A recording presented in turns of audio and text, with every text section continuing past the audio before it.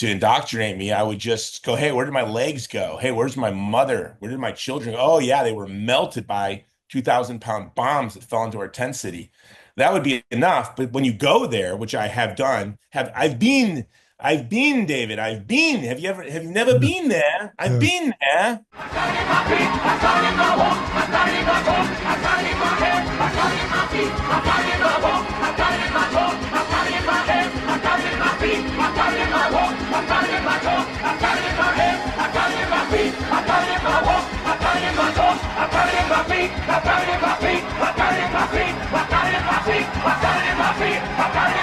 A neighbor's choice.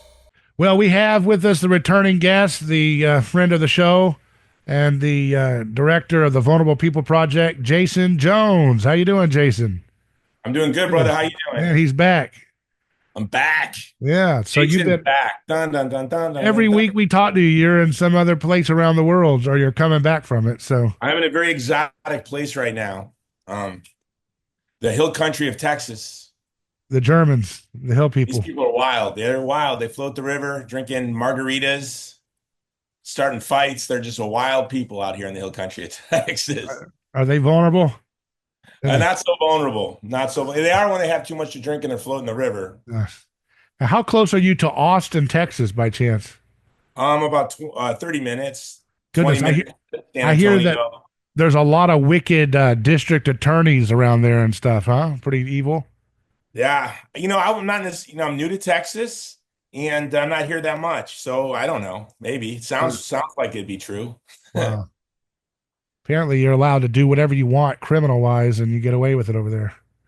Well, fortunately for me, um, I don't fall into their jurisdiction. I don't go there much. I go there to look for vinyl records. That's about it. Like once Yeah. every months, Oh, you said only on the Holy Week, right? You go for vinyl record. I go to look for vinyl records, and then I come home quickly. Yeah.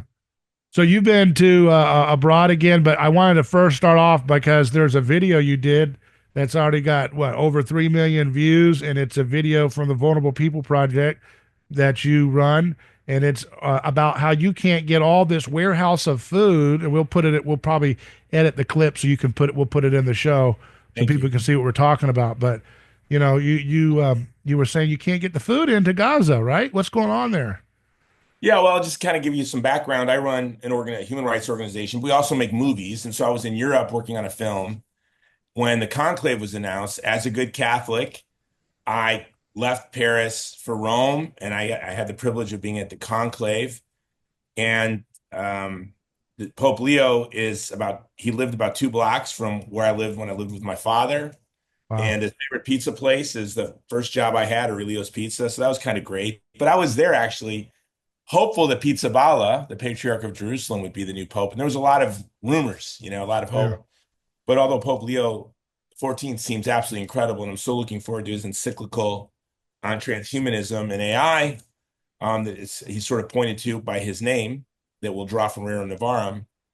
But while I was in Rome, I got a tip off from a friend of mine in the State Department that President Trump would recognize the Palestinian state and that the trucks would be allowed into Gaza. So, not missing a beat, changed my flight plans and I went to Jordan to go to the warehouses where our trucks were. And I had printed up Chicago White Sox banners. I wear this hat all over the world for years. And now I'm not we were the worst team in baseball in history last year. But this is the logo from when I was a kid. So you're like, that's the Sox logo from the 80s and 70s. But we're printing Sox banners because we're going to send in one truck in honor of Pope Leo, one truck in honor of President Trump, which will have Trump flags, and the Pope Leo truck will have Chicago White Sox banners. So I was in Jordan inspecting our warehouses. The food is rotting. It's been 90 days. Not all of this food lasts forever. Some of it does. The rice has about 4 months left, for example. We need to get these trucks in. And, my hopes were dashed. I, uh, I didn't get to ride in on our trucks and unload them. Our last food deliveries were about 65, 70 days ago into the churches in Gaza. So I was hoping to be on the trucks this time, but unfortunately it didn't. So I made a video just thanking Trump and President Trump and thanking Pope Leo the 14th for their clear um, message that food should be allowed in, must be allowed in. And I was shocked at the video. Like, we're not very good on social media. I'm not a big social media guy. I am kind of like Yeah. I'm a grandfather. Me I'm big neither. Yeah. I'm big with Facebook, like your grandpa is. Like, I Yeah. post a lot of pictures of my kids and stuff. But when it comes to X, I didn't even have an X account until my publisher required me to get one for my last book. So my team made this little video out of my bigger video that we made. And yeah, it got to like 3 million views in 12 hours. And we don't even know why. So they're like trying to figure out. I think it was probably you probably tweeted it out there, and Yeah. The because you're Gornoski boost. the Gurnow, we call it yeah, they call it the Gurnowski boost. And but no, we don't know why. God is good, and I got a call from a writer from the Jerusalem Post basically telling me I was misinformed. There's no starvation in Gaza. As I was literally texting with my representative inside Gaza that works with the Christians, and he said, well, we are starving, but maybe they know better than we do. And so yeah, we captured some folks' attention, that's for sure. So what happened? Was there an audible called? Why wasn't how did you get that tip off and it didn't happen? What happened? You know, who knows? I think that President Trump really wants these trucks in. He's a man who hates war. Who's stopping him? He's the most powerful Well, I elected mean, what official. is it? If I were president, the 82nd Airborne would be falling onto Tel Aviv, I'll tell you what. But um, I think that, he's trying his best to be diplomatic. And Trump is a tough guy, and he's been tough with Israel. I love what he did yesterday with South Africa. That was absolutely tremendous. Um, but we need something like that done to Israel. But by the way, Israel's lost. Yesterday, Pierce Morgan apologized and said he was wrong, that it is a genocide. Now we just need Chris Cuomo to flip-flop. When these guys start flip-flopping, I've seen this so many times. When I opposed the invasion of Iraq, it took about 10 years for people to admit. What do you think John Hagee will call it that? Oh, he'll talk about the blood moons and I don't know, whatever they ask him to. I mean, he cashes the check and he says what he needs to say. It's quite gross, really embarrassing. The Gnostic impulse and this superstition that leads to genocide. For those of us in Rio Linda, what would just for those tuning in that are not familiar, why do you say Gnostic impulse? Just what do you mean? What does that got to do with anything?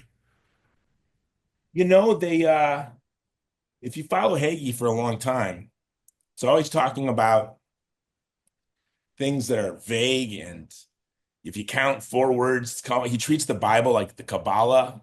He finds hidden Or like the messages. National Treasure movie, where you have the Yeah, secret. it's like, yeah, the Bible is the Torah, is like the Kabbalah. Obviously, they don't treat the New Testament that way because God forbid you'd read the letters of Paul. Yeah. But we don't want to look there. Let's just pretend that doesn't exist. But yeah, no, it's quite frightening to see people that we know that look like me. I get angry when I see people that look like me because I just assume they're advocates for genocide that appeal to, ridiculous novels like Left Behind to advocate the slaughter of the descendants of the Jews that accepted Jesus Christ in the first century. We call those Palestinians.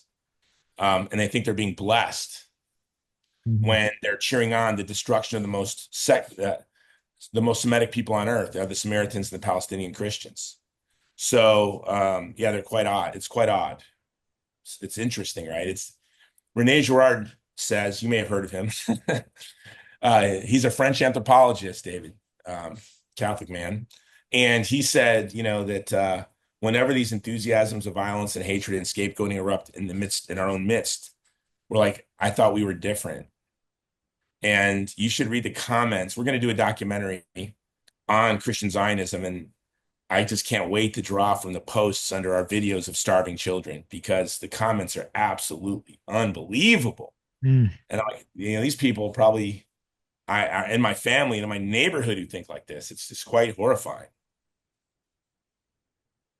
I wonder where it comes from, that mentality of a lot of people are just super hungry for a scapegoat. And I don't understand, if you follow the way of Christ, you shouldn't be hungry for a scapegoat, but people are really ravenous to say, like I saw somebody commented, I think, saying, that's not what we're going to do. We're not going to have this kind of this appetite for, hey, these people are completely dangerous, they should be wiped off the face of the earth. I don't know if that's just that's seen as, is there any sanity left in that? What do you I think? mean, you know who the least dangerous people are on the earth?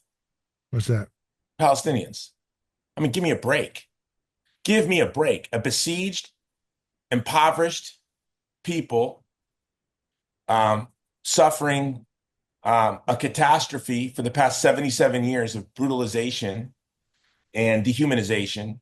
And they're actually, you got to go there. I believed all the propaganda. I mean, I was still against mass slaughter, but I did think, wow, Palestinians are probably indoctrinated in hate. And by the way, if I was a Palestinian, uh, especially after the past 3 years, you wouldn't have to indoctrinate me in hate. My missing limbs and the deaths of my children and my relatives would be enough. I wouldn't need an imam, or I wouldn't need Islamist money from overseas or US State Department money funding extremism to indoctrinate me. I would just go, hey, where did my legs go? Hey, where's my mother? Where did my children go? Oh, yeah, they were melted by 2,000-pound bombs that fell into our tent city. That would be enough. But when you go there, which I have done, I've been, David. I've been. Have you never Yeah, been there? I've yeah, been there. yeah. And one of the things that was striking to me as somebody who really was inculcated in an anti-Arab and really a Palestinian bigot, I was a bigot without even knowing it. We're so addled with anti-Arab prejudice. And I was, and you go there, and I was teasing my friends when I was in the West Bank. Americans believe you wake up every morning, put on a green bandana, and like run in place with rifles chanting death to America, death to Israel. And they laugh, but it's funny. And it dawned on me, there is a community that has been indoctrinated in hate. And it is us. Like, we are the ones that have been indoctrinated in hate. And I found now, I'm sure you can meet Palestinians that are insane. But most of the comments you see are from people, and even this lunatic that assassinated this beautiful couple yesterday, they don't have skin in the game. He's some rabid leftist. If you really cared about the people of Gaza, you would go door to door fundraising and find a way to get diapers and baby formula and ointment for rash. You would do some spasmodic, nihilistic act of violence. So, but it wasn't a Palestinian that did this. This was a leftist in America who probably, I don't know, didn't know much, and lacked the discipline. I always take the British quote, the discipline of the army is the rage of the nation. And I flipped it and I said, the discipline of the Christian is the love of Christ. It takes discipline to build supply chains to get hot meals into churches in Gaza. It takes discipline to set up, as a conservative Catholic apostolate, to set up structures to fundraise, to find folks that will fund, so that's not the easiest group of donors to find, right? Your trucks into Gaza. So, no, but we're the ones that have been indoctrinated in a vile hatred. This is something I have not seen in the Palestinians. And this is so hard for people to see. And that's because you've seen all the videos. You've seen the same videos 1,000 times of fanatics chanting in the street. Okay, okay. And then those like the body of the one that the girl that was in the rave party Yeah. that was crumpled up and horrific. That was pretty jarring. I got to tell you, that was pretty horrific. And that one image was all over Twitter when October 7th happened, and it really shifted a lot of anger Oh, me. towards When the I saw it, Palestinians. Yeah. what I said in my head, I didn't tweet it because I'm not a lunatic. I think a lot of things and feel a lot of things I don't say or do. But I thought flatten Gaza. That expression went through my mind, like a little neocon, went through my head. I was so angry. Well, we're allowed to be upset, right? I'm really upset when I see hospitals flattened in Gaza. And then I have horrible thoughts go through my head. Then I'm angry, really angry again when I see a beautiful couple that's about to be married and engaged and married assassinated. And then I have horrible thoughts go through my head. Yeah, I'm a human being. I'm easy. My emotions are easy to manipulate. Yeah. I'm an adult. So eventually you got to put a bit in your mouth, and you need to allow reason to control your emotions. And when we see the brutality to Israeli civilians, we see the brutality to Palestinian civilians, rather than becoming a fanatic for one team or another, we should become a fanatic to love both. We should become look at a complex situation and say, how is a Christian man who's a citizen of the most powerful country in the history of the world that has access to people in power and has access to people with funds, how do I order my life to make this world more peaceful and to make sure my country isn't culpable in brutality, isn't culpable in what Theo Von called the worst thing he's ever seen? So I understand when people have emotions. It's embarrassing when adults allow their emotions to escape their intellect, and they don't take the bit. And the bit is reason. You know, we need to use reason, and then our emotions can become our energy. So Someone like a Benjamin Netanyahu, I see him like a Michael Corleone. I'm writing an article on him now, comparing him to Michael Corleone. He was a young soldier, a young hero. His brother died. You know, he became radicalized. And like Michael Corleone, Michael ended up killing his own brother and destroying his family. And now Netanyahu is killing his own brothers, and he's destroying his country because he hasn't allowed reason. He never took the bit. He hasn't stepped back to see what is he doing to the cause of a Jewish homeland in the Middle East. And being pro-Palestinian and pro-peace doesn't mean that I want to see an end to the state of Israel. What I want to see is Jews in the Holy Land and Christians and Druze and Muslims living in peace, whether it's two states or one state, or as a Christian friend of mine in Bethlehem said, she supports a three-state solution. One state for Jewish fanatics, one state for Arab fanatics, and one state for beautiful people to live together. And I like that, the three-state solution. Yeah, we have a deep mimetic rivalry going on between those groups, and it's sad how, the Christianity is, the Christian infection, as I call it, of the gospel is deeper than ever, but yet the church is still quiet. And it's good to have Pope Leo saying some things on X, and I'm sure that had some weight there. But helped me a lot. Look, I've had Catholic news organizations say to me, hey, we can help you now. We can promote you now. Like, it's like, wow. He gave you cover a little bit, huh? Well, Pope Francis did too, but I guess because he was branded as I don't want to diminish what Pope Francis did. And he call in to Gaza every day. Yeah. But here's the difference. Pope Francis called into Gaza every day. Pope Leo talks to Israel every day out loud in front of the world. And it's one thing, it's nice to do these little quiet private things. I'm sure it means a lot to these folks. But I personally would have rather seen the Pope show up at the gates of Gaza and said, let the trucks in, Yeah. And that's effectively what Pope Leo is doing. A friend of mine that works at the Vatican said, have you hacked the Pope's Twitter account, his X account? That I wish. But, he's been really great. Well, what's to stop him to go to some place and like kind of like a Ronald Reagan tear down this wall moment? I would love it. Well, yesterday Israel fired on a group of diplomats. People ask me, aren't you afraid when you go to Bethlehem or go to the West Bank? And I'm not afraid at all of the Palestinians. It's ridiculous when people are like, it's still dangerous there.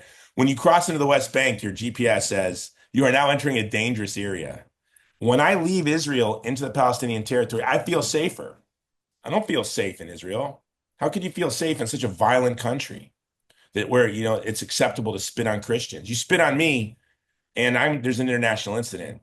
It's just not ending there. So, I feel very safe in Palestine. I feel really safe in the West Bank. I don't feel safe in Israel. I don't know how anyone could feel safe in such a violent country. Just yesterday, an IDF soldier came back from the war where his mind had been cracked, and he shot up his neighbors. And I think PTSD is the best proof of the truth of Christianity. I say PTSD is something I've wrestled with, and my employees and people I work with wrestle with, whatever you want to call it. I don't like that name. I think it's not post-traumatic stress disorder. I think if you're in a war zone and you don't come out a little shaken, you've got a disorder. You know what I mean?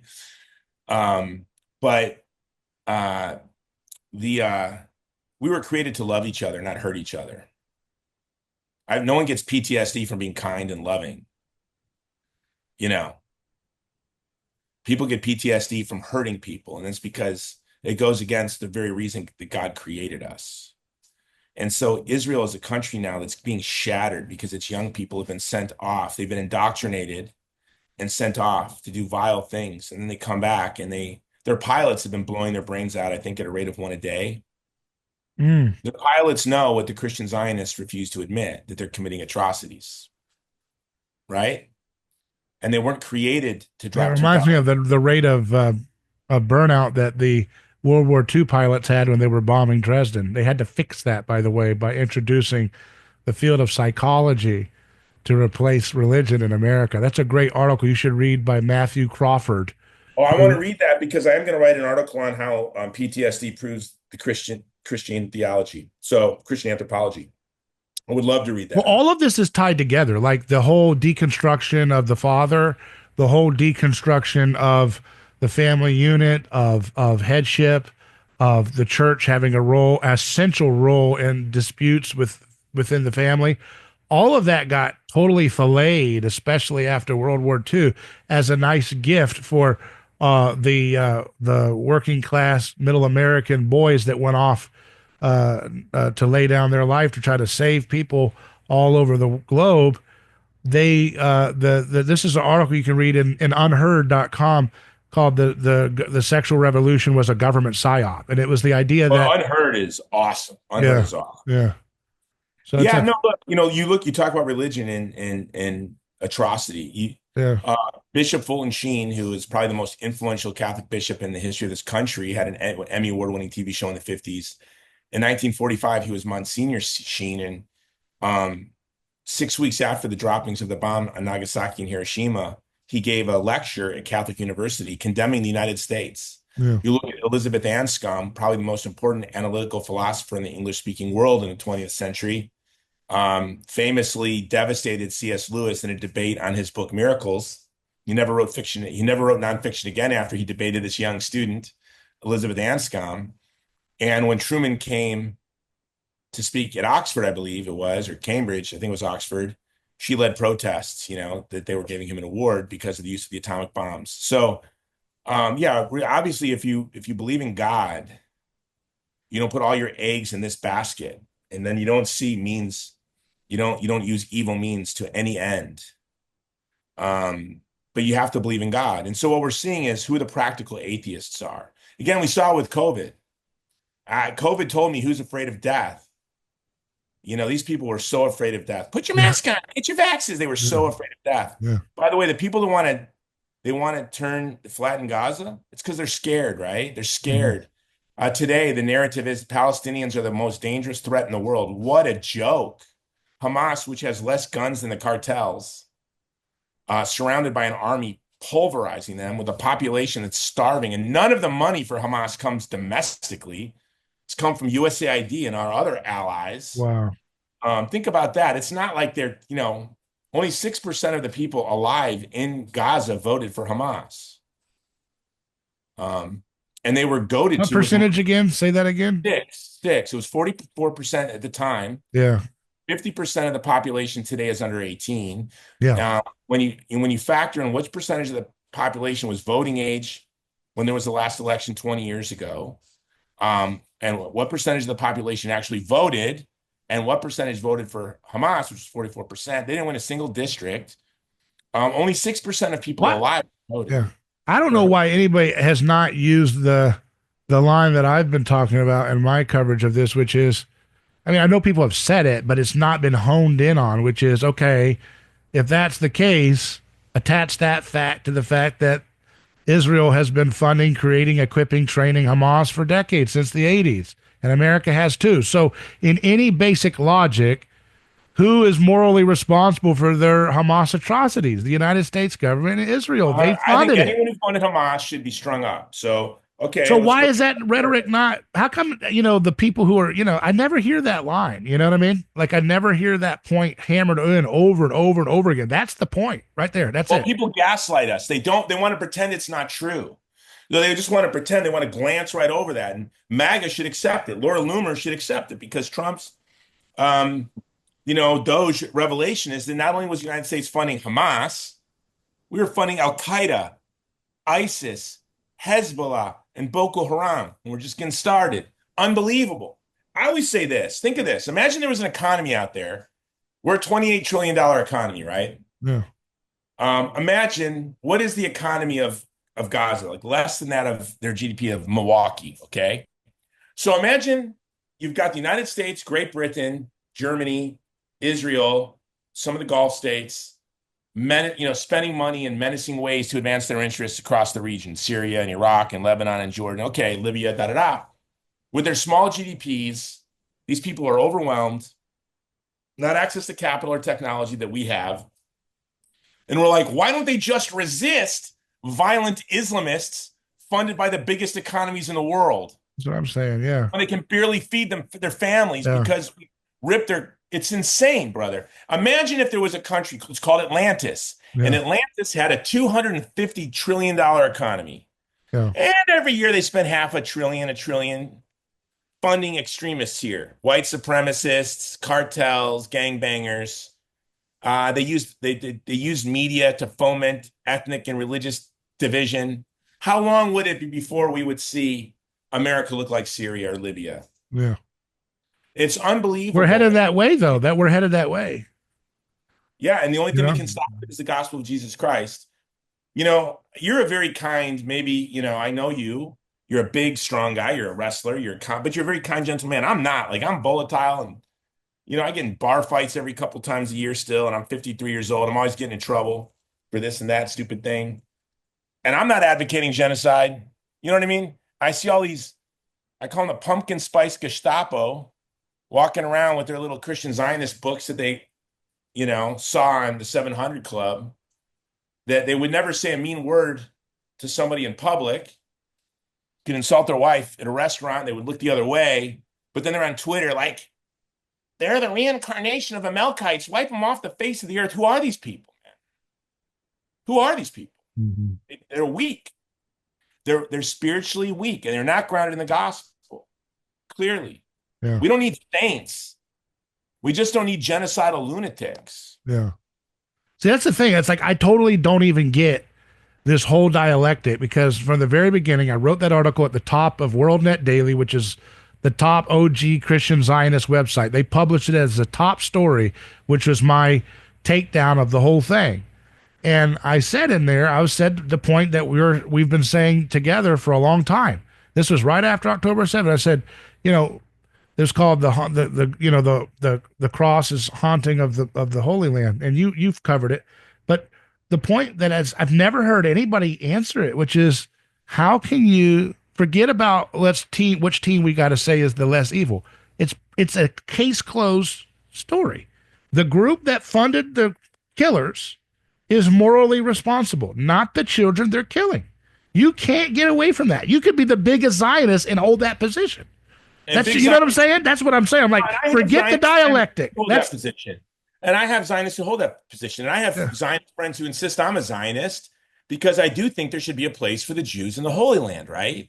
And it's not my decision if it's a one-state solution or a two-state solution. I would have liked to live in a fantasy utopia where Christians and Jews and Muslims could live together happily ever after and walk the same streets and high-five each other and play soccer together and football together. And I can go to their bar mitzvahs, and like I did growing up when I was a kid, and they can come to my kid's confirmation, and yeah, that's what I want. But maybe that's not the reality. But yeah, you don't have to be, we don't have to be lunatic. The people with the least skin in the game, honestly, I have friends that are big time celebrities, and I always tell them, like, when they get upset at how they're portrayed in the media or on social media, I'm like, you're as real to these people as Scooby-Doo. You're just a pixel on a screen. Mm-hmm. Like Justin Bieber is just pixels on a screen. So you can use calumny or detraction. When he was a young boy, people could say horrible things about a teenage boy that they would never say about their own kids or any of their neighbors' kids, right? Why? Because to them, Justin Bieber in their little brain wasn't a real human being. He was just pixels on a screen. Well, to these folks, the Palestinians are just pixels on a screen. That's right. I get ratioed on social media because I always, when I talk about the Palestinians, I always talk about how I love going to the West Bank for their French fries. They have the best French fries. And they still have kids that ride their bicycles doing Papa Wheelies down the street. And I see big wheels, things that you don't see in America anymore. And they laugh at me for talking about big wheels and French fries. But I do that for a reason. Because in our minds, we think of Bethlehem as like in a storybook Or we think of the Palestinians who live in the storybook place as vile extremists who wake up at dawn every day and fall out onto the street in formation, you know, running in place saying death to Israel, death to America. And it's utterly insane. But because you've seen the same video 9,000 times, you've seen the same video with the father pushing his child towards the IDF 5,000 times, you think that every dead civilian is a human shield, regardless of any evidence presented to you. You could see a sniper's shot Christian women walking to the bathroom in a courtyard and no Hamas around, nothing. And you look the other way and say human shields, Hamas tunnels. You don't need evidence. Why? Because you're indoctrinated. You're simple-minded. You're vile. You're violent. You're cruel. Another thing, David Gornoski, I really believe this. I'm a conservative. I was the most right-wing person that anyone ever met 20 years ago. In the past 3, 4, 5, 7 years, the right has gone to Looneyville, right? The right has gone to Looneyville. And I never think I thought I saw racism on the right, but I really do believe Christian Zionism is a real expression of racism. It's the last place where you can say with a smile on your face, slaughter every brown person in Gaza. So I think it's really like this eruption of cruelty and racism.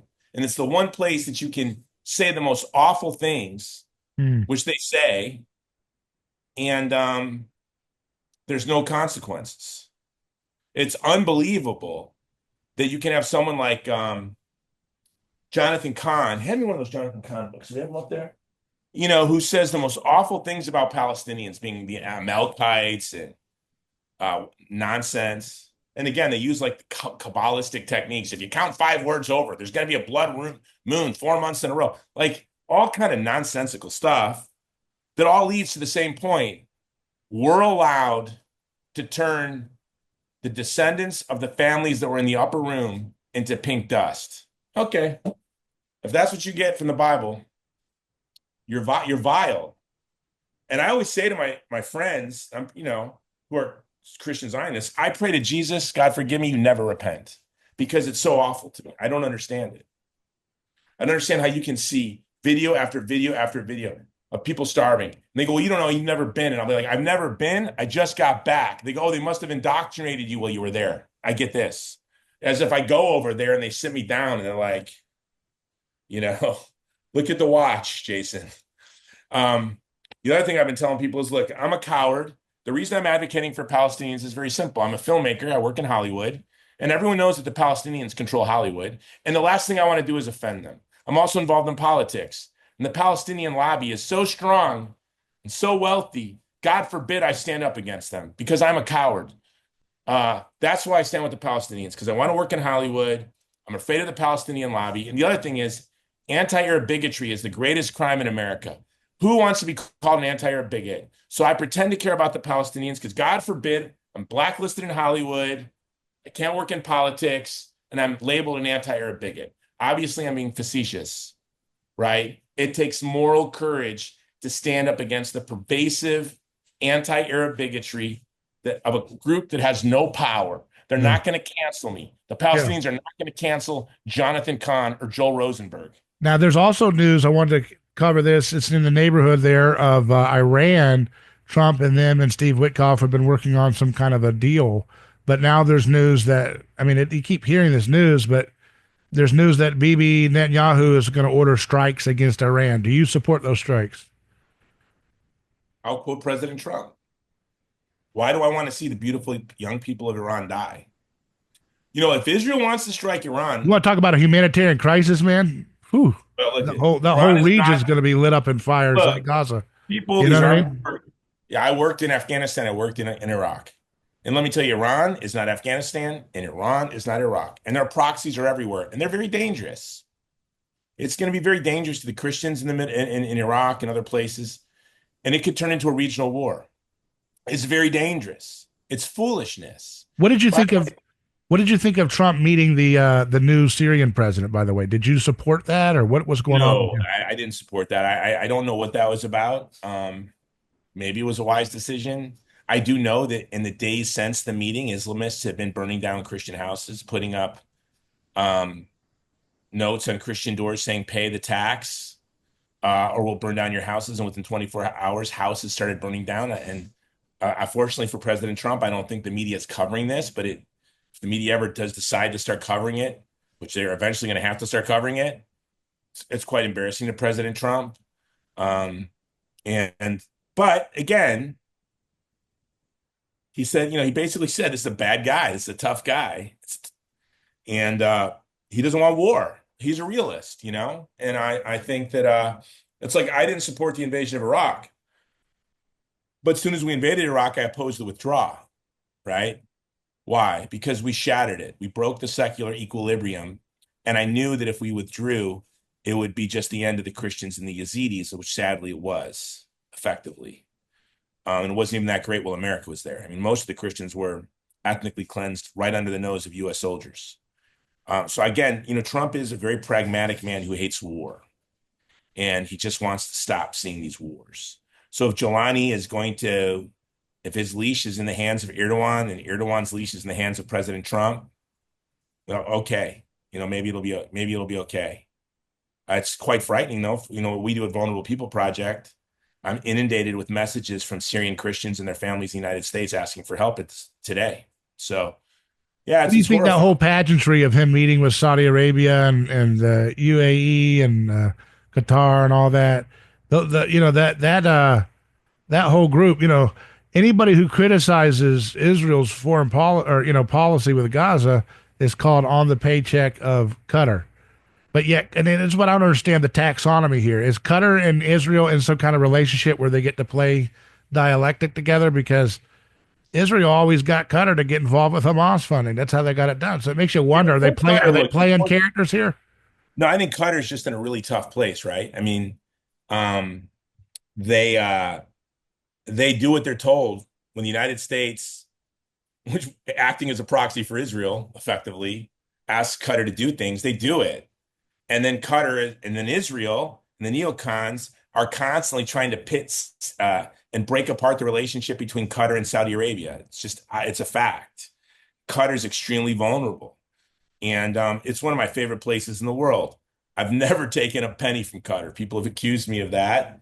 And because I've been there, I think anyone who's ever been on a plane to Qatar, they're going to assume took money from Qatar. I think I could take money from Israel quite easily if I wanted to. That would have been a game. I was definitely invited by several organizations on free familiarization trips with first-class accommodations to go to Israel and get the little fam tour.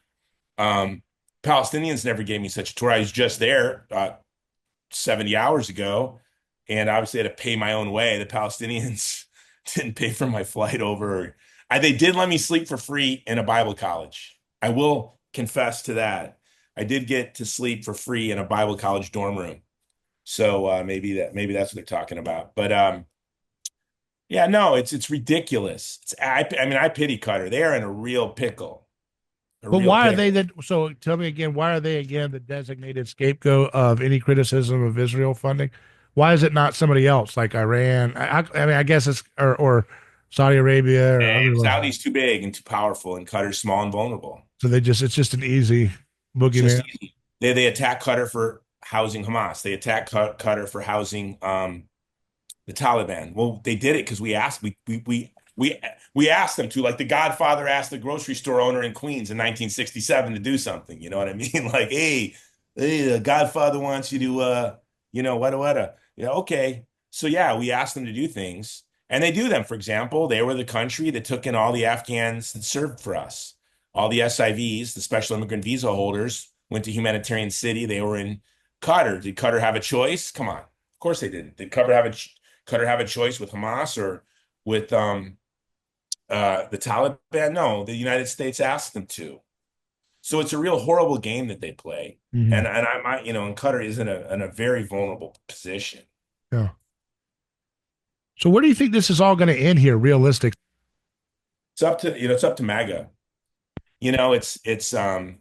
I think MAGA is breaking up into two teams: Team Laura Loomer and Team Theo Von. Yeah. And so you've got Team Humanity and Team Vile Ideologue. I've had Laura Loomer on my show. Maybe I can get you two together. Yeah, man, I loved her in Saw 1, 2, and 3. She was really good. Or Saw 1, maybe. But yeah, no, she is a vile creature. I'd like to have her. I'd love to talk to her. She's just the worst. When I told people I was writing this article on Team Theo Von and Team Laura Loomer, they were like, you could pick a better person than Laura Loomer to represent the other side. I'm like, of course I could. I picked her because she's the worst example. She's the things that she tweets are I mean, I could pick Rabbi Shmuley, but Team Shmuley doesn't sound very good. I mean, that guy is a vile creature, right? He is just absolutely disgusting. But yeah, no, Laura Loomer, you have Laura Loomer who denies that children are starving, or she'll nitpick the number. I mean, it's insane. Then you have Theo Von, who's this warm guy, kind guy. And then they're trying to destroy him right now. It ain't working. These people are crazy if they think they're going to cancel Theo Von, because you're not going to be fighting Theo Von. You're going to be fighting Mo, Theo Von, Dave Chappelle, Joe Rogan. You're going to be Tim Dillon. Like, you're taking on, huh? Like this faction of money that's like old Hollywood adjacent or something that is allowed to criticize Israel. Like there was, you know what I mean? Like it's weird how there's some people who are allowed to criticize Israel and they don't get much flack for it. And then some people criticize Israel and they're scorched earth policy. It's weird. I don't understand that formula. I'm still trying to figure it out. Like I remember a lot of those Hollywood actors and actresses still say stuff. Not a lot of them. Like not as much as it used to be, but there's a lot of like Ben Affleck. Didn't he used to criticize Israel and all that? Yeah, but I will say, like, I don't want it to undercut anyone. But the effectiveness of a Dave Smith, the effectiveness of a Theo Von, it's existential to them. Mm-hmm. Very dangerous. They must destroy Theo Von.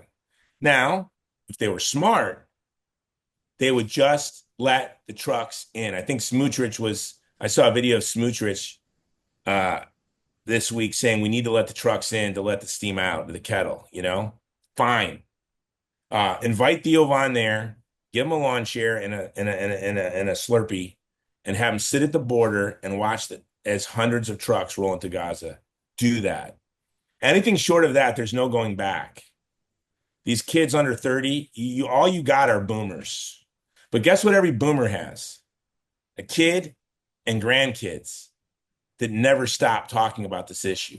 I'll tell you, as a conservative with many prominent conservative friends who's very vocal on the issue, I get a lot of prominent conservatives saying, why do my grandchildren and children sound like you? Mm-hmm. I said, because unlike you, they're well-formed and they are well-informed. And all of these friends over time have flipped. Some of them were amongst the largest philanthropists to Christian Zionist organizations. Mm. So the idea that you can cage this in the Gen Zers, no. And what's the game plan there? What's the realistic thing? What are they trying to game for? They got to have some kind of game plan they're rolling out, right? It can't just be emotions. Completely ethnically cleanse Gaza. So just do such a number you can't undo it, right? You can't undo it. That's the plan. And they're probably gonna put all the Gazans right in Pope Leo's old neighborhood, probably, right? Yeah. Well, by the way, there are a lot of them. I wrote an article called "Help, I'm an Anti-Palestinian Bigot," and I'm from the Pope's old neighborhood. And there are a lot of Palestinians, by the way, in the Pope's old neighborhood, a lot. And I didn't know that. I just thought they might want to do that to be. No, they've already done it. And I'll tell you, as a young teenage boy, we would go fight the Palestinian kids. It was like always and I wrote about it. Yeah, we were always getting in fights. Me and my friends were pretty brutal kids, and these were newcomers that were different, and we were scared of them. And that's what it was. It was what it was. Would you come out with nunchucks or something? What would you just come out like it's a West Side Story? You were doing West Side Story where you snap. In the article, man, I talk about it. We jumped in the car with bats. We heard these Palestinian kids got in a fight with one of our friends. We jumped in the car with bats and yada yada. So that's the Pope's neighborhood. And, that's the story of America and migration. But it's they want to send them to Libya. Like, these people are insane. We don't want to ethnically cleanse them. I said they should send them to Epstein Island, that was a great post. I wish I could share it because it is Israel's to give away, by the way. So, no. Send them to Libya? These people, they're like, well, we don't want to ethnically cleanse Gaza. We just want to remove all of them and send them to Libya. Oh, I mean, that is the definition of ethnic cleansing. Are you insane? Are you people insane? Like, who would say that? And what they're saying is, we just want to do one of the greatest human rights catastrophes in the history of the planet Earth. Yay, cuz Jesus. It's like with active slave markets in Libya. Can you believe it? Yeah, that's the best place to send the Palestinians. By the way, I want to bring them all here. Bring them here. I mean, now people are losing their mind. Don't bring them here. I think, no, we leave them there. How about we leave them there? But it's, look, Netanyahu. See, they want to bring them to America so that they can, have more terrorist attacks down the road, that they can perpetually keep us in that violent cycle of hating whoever else is left to hate or fear. They don't want that. You want to know why? Because America's not Europe, and people assimilate quite well. And Trump won because of Gaza, because of two states, Michigan and Pennsylvania. Mm-hmm. So Michigan and Pennsylvania are going to block the warmongers. I'm going to tell you now, it's going to be so interesting to watch how people try to nuance their positions on Gaza in the next election cycle when they campaign in Michigan and in Pennsylvania. So Marco Rubio, all of you who are ambitious but lack humanity, like Rubio, you should become more nuanced. You know what I mean? You should think about Pennsylvania and Michigan, because you're not going to win. You will never be president. Bernie Sanders is already signaling, hey, let him in. It's a catastrophe. He's always a dollar too late. They don't want to let him in, though, because they're going to lose the electorate, brother. I'm telling you now. No, I mean, Bernie's always saying let the food in. I mean, the trucks into Gaza. So he's trying to be less nuanced, even though he's always a kept boy when it comes down to it. Yeah, well, let the trucks in seems just to be like an only human thing. Yeah. Like, starve them and stop targeting civilians. I mean, if you look, Russia's civilians to combatants ratio is 10 combatants to every civilian. The Sudanese army, the SAF, in their brutal war in Sudan is 1-to-1, one combatant to every civilian. Israel, best numbers, is 10 civilians to every combatant. How's that? Yeah.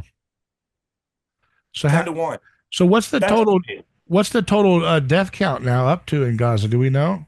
Well, I mean, they say 18,000 children, 54,000 people, but the reality is the numbers are much higher, because those are corpses that they have, but they're dropping these bombs that vaporize entire blocks and turn people into pink dust. And again, this is the other reason why Netanyahu cannot let the war end, because they're going to go in there and find the mass graves, like they found the mass, the mass graves where they killed the ambulance drivers, and they threw them in mass graves and shot them, and they lied about it, and the video came up, just like they lied about raping Palestinians, and then video came out of IDF soldiers raping Palestinians. Of course, that doesn't make the news. We're going to hear a lot about the tragedy of this beautiful young couple that was brutally murdered, but we didn't hear about the Palestinian boy that was murdered in Chicago by his Jewish landlord, right? So they do what's called agenda setting, which I learned as an undergraduate in a journalism class, and we were told we would laugh at how journalists used to do agenda setting, and we'll never do that because we're so moral, and it's worse than ever. It's as if now they don't even teach that. I've been told now in journalism school, because they are now, journalists all see themselves as instruments of power.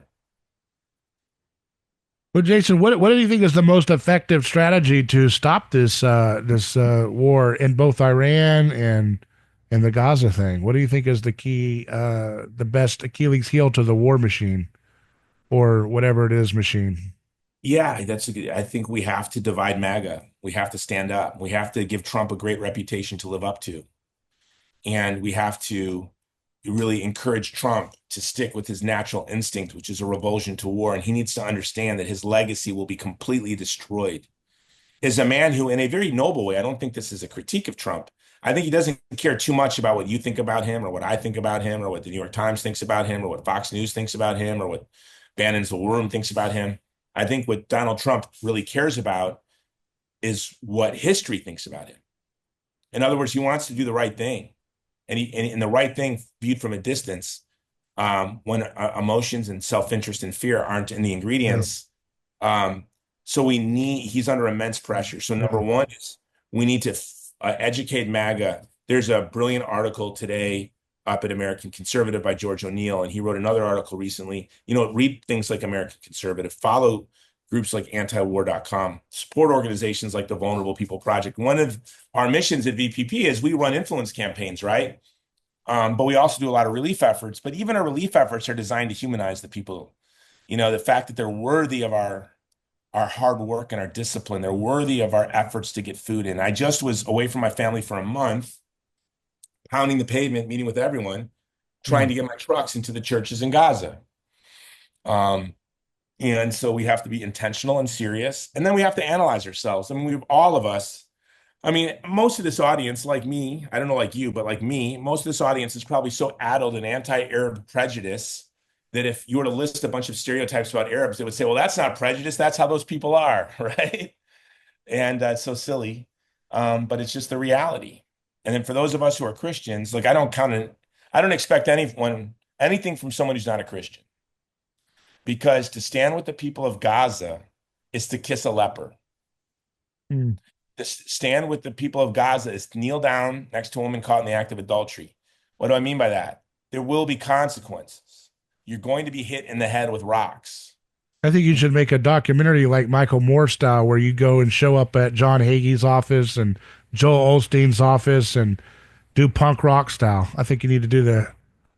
I would love Take it to. straight to I've been them. so That's what you need busy. to do. I really want to. Actually, it's on our whiteboard right here. It's called Betrayed with a Kiss, How the Evangelical Church fomented the ethnic cleansing of the oldest Christian community in the world. But we've just been too busy running trucks into Gaza and starting a jobs program in the West Bank. And, we can only do so much, brother. And it's just that balance, It's a Like I said, balance between the supply and demand, the supply of violence and the demand for relief. And you got it, but you got to go after the supply of violence too a little bit. And we got to go straight to the church. I want to see you talking to John Hagee. We're going to see if we can make that happen. I've been in the same room with that guy so many times. Look, we've been I want to see producing. you sit down though and have them stutter and mumble. I want to hear that debate needs to happen in front No, of the not public. me. The debate we want to have? We want John Hagee to sit next to a Palestinian Christian evangelical pastor Yeah. and tell him that his family's home belongs to somebody from Ukraine or Russia or Yonkers. Explain that to him. Mm-hmm. Funny to me. These people are nuts. Israel is an ethno-nationalist, apartheid settler state. It is something out of the 19th century. It's brutal and cruel.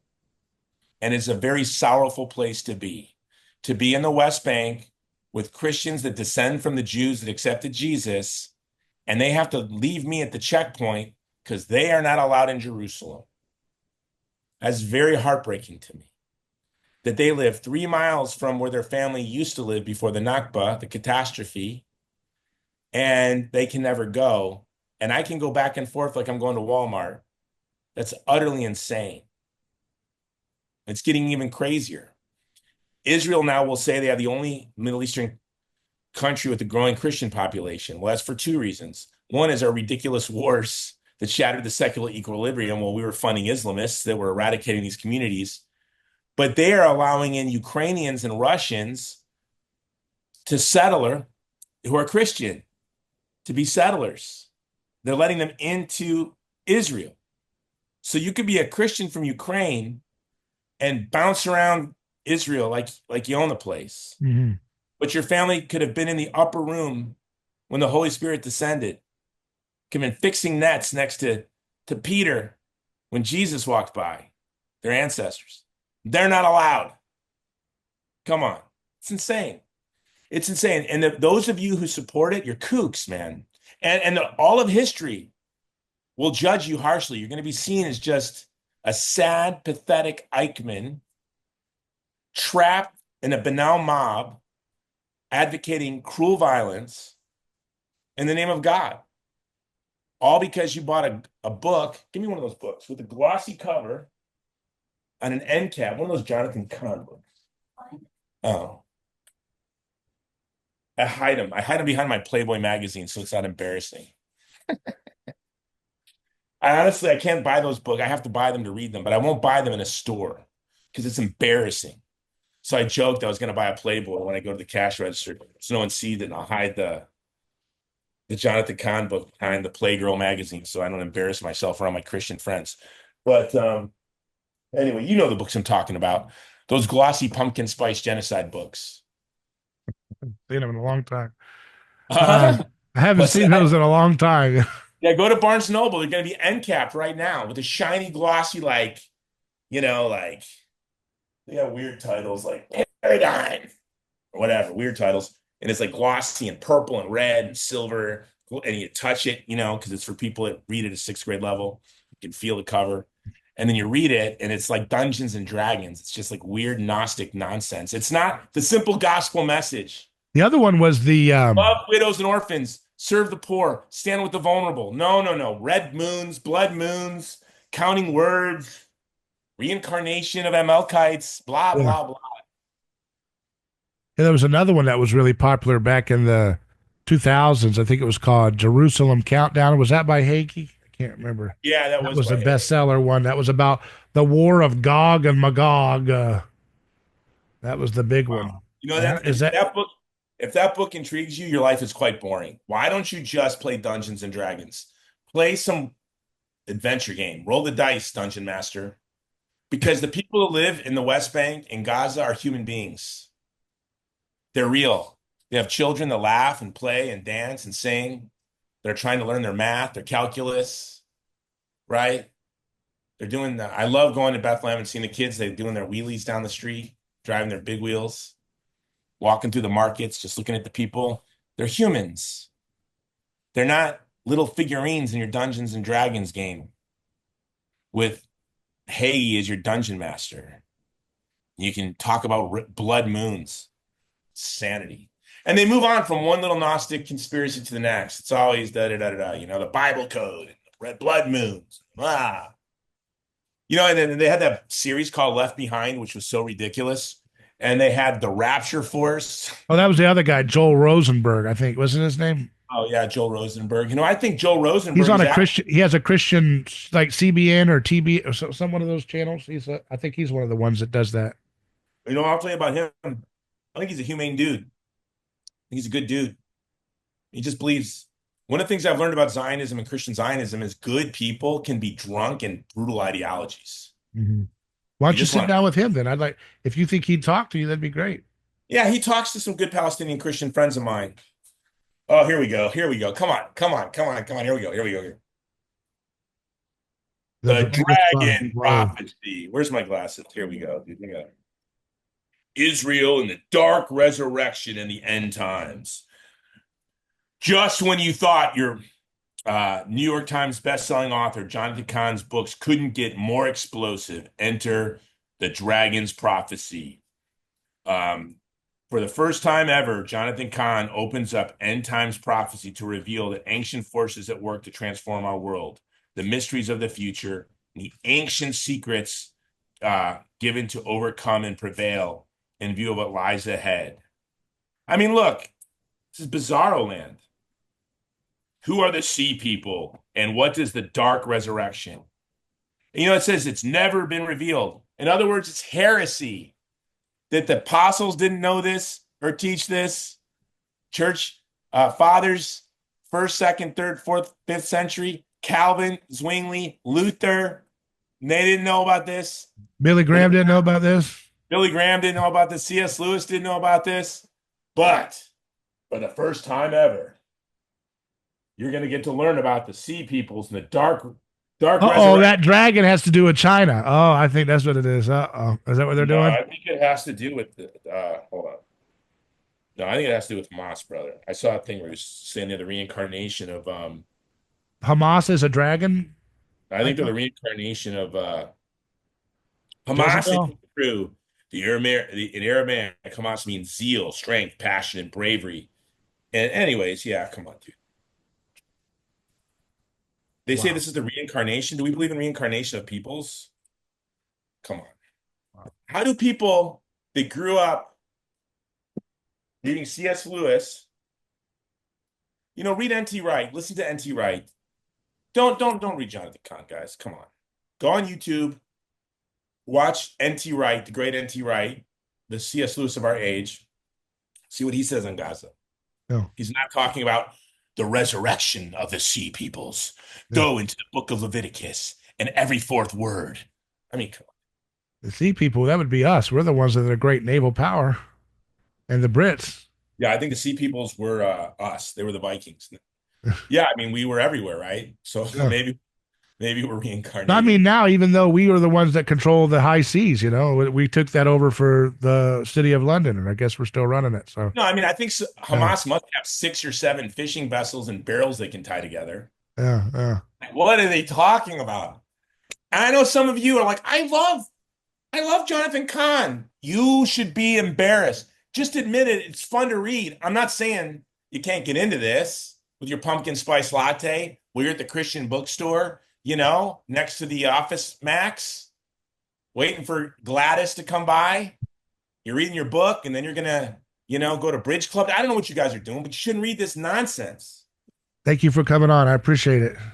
All right, brother. Take Hey, care. can I give a plug to my Yeah, organization? yeah. If you want to stand in solidarity with the most vulnerable people in the world, stand with the Uyghur against the CCP and Chinese occupied East Turkey, stand for the persecuted church in Hong Kong and across China. If you want to stand with the Christians in the Middle East and in Nigeria against brutal Islamist extremism, stand with the people of Palestine, and make sure you get trucks. And go to our website, vulnerablepeopleproject.com. Look at what we do. We document everything, read my writing, and unlike my rhetoric, we're a very disciplined, orderly organization that is committed to the discipline of the Christian is the love of Christ. And we are really disciplined in serving the most vulnerable people in the world when they've been shoved outside of social concern, when there's a cost. Because anybody can stand with people when there's no cost. But as a Christian, my vocation is to stand with the vulnerable when there's a cost. And to me, that is the greatest privilege in the world. People often say, Jason, when they hear where I'm going or where I work, is it dangerous? Aren't you afraid? No. Why? The safest place in the world is standing next to the vulnerable. Why? Because you're standing next to Christ himself. Vulnerablepeopleproject.com. And you got the coolest audience in the world because I know we are all Gerardians, or most of us are Gerardians here. Yeah. So I want people, I don't usually people to tell that this, but because I don't care about marketing like you, but like this video, comment on it, help this get in the algorithm. I know we have said every heresy against Satan you can say, and we are hit by every. I mean, we did it on COVID, we did it on the C word, oncology. We do it on everything on my show, and we are hit We by didn't every talk about censorship. seed oils. What's Yeah, going yeah, on? well, we got that's lifted temporarily right now because Bobby's there, but that the algorithm suppression on that topic. But every topic we've got, we are on the opposite side of the correct speech, and so. But I do want people to take this video and clip it and share it on your TikTok and your Instagram and Twitter or Facebook or MySpace.com. I know that's where Jason does a lot of his browsing on MySpace still, but we want everybody to get out there and like, comment, share, and do all this because Yeah, this is a share it very so you and I can be ratioed by warmonger bots. We're yeah, never yeah. it's never like people are with us. I get Power made perfect in wow. weakness, right? Including if you're weak with your social media game, right? God will do I the best. love being ratioed by the bots. I feel like Cyrano de Bergerac. I feel like Harrison Bergeron. Yeah. To stand up on stage and mock the buffoons. Bring it. All right. Take care. Godspeed. Peace out.